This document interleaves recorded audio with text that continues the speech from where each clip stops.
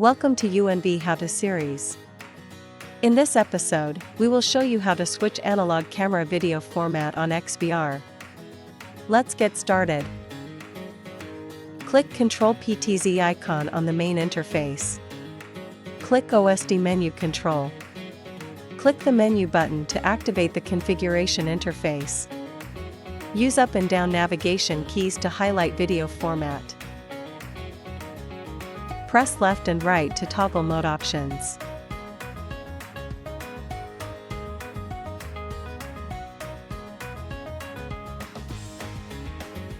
Click Save and Restart to apply changes.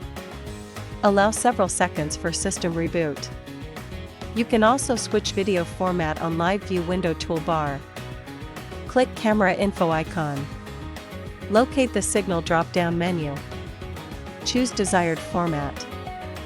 Click OK and the video format will be changed. Thanks for watching.